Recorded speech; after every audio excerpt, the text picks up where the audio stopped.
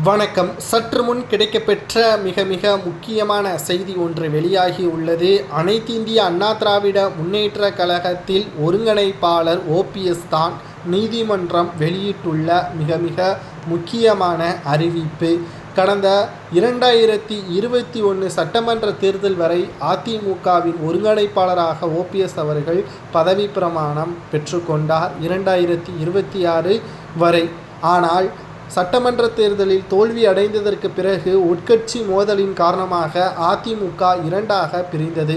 இதில் எடப்பாடியின் சூழ்ச்சியின் காரணமாக அவரை அவசர பொதுக்குழு கூட்டத்தில் பொதுச்செயலாளராக அறிவித்து எடப்பாடி அவர்கள் தான் வைத்ததுதான் சட்டம், அதிமுகவின் கொள்கைகளை மாற்றி ஓபிஎஸ், வைத்திலிங்கம், மனோஜ் பாண்டியன் மேலும் ஓபிஎஸ்ஸிற்கு ஆதரவாக செயல்படக்கூடியவர்களை கட்சியிலிருந்து நீக்குவதாகவும் மறுநாளே அறிக்கை ஒன்றை வெளியிட்டிருந்தார். கடும் கோபமடைந்த ஓபிஎஸ் மற்றும் வைத்திலிங்கம் மற்றும் அவர்களது ஆதரவாளர்கள் நீதிமன்றத்தை நாடினார்கள். சுமார் 10 வழக்குகள் எடப்பாடி மீது பதிவு செய்யப்பட்டது. ஆனால் அனைத்திலும் ஓபிஎஸ் அவர்கள் முதலில் தோல்வி அடைந்தார். கடைசியாக பொதுக்குழுவை கூட்டியது செல்லாது, ஒருங்கிணைப்பாளர் பதவியின் வரையறை 2026 வரை உள்ளது. ஆகையால் பொதுக்குழுவை எப்படி அவர் கூட்டலாம்? அதுபோல் 2024 இறுதியில் டிசம்பர் 15ஆம் தேதி எடப்பாடி பழனிசாமி அவர்கள் செயற்குழு கூட்டம் ஒன்றை கூட்ட உள்ளதாக அறிவித்திருக்கிறார். அதுவும் ஓபிஎஸ் அவர்கள் அனுமதி இல்லாமல்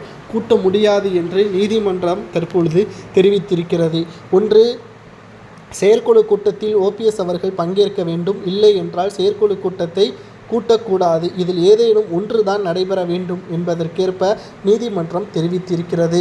குறிப்பாக ஓபிஎஸ் அவர்கள் ஜெயலலிதா அவர்களது விஸ்வாசி என்பது நமது அனைவருக்கும் நன்றாகவே தெரியும்.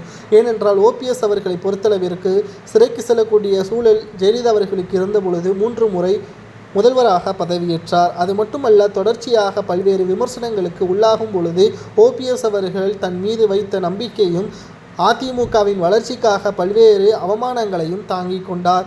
கடைசியாக சில குறிப்பிட்ட சமூகத்தினருக்கு ஆதரவாக எடப்பாடி செயல்படுவதை தட்டி கேட்ட ஓபிஎஸ் அவர்களை கட்சியிலிருந்து நீக்கப்பட்டார்.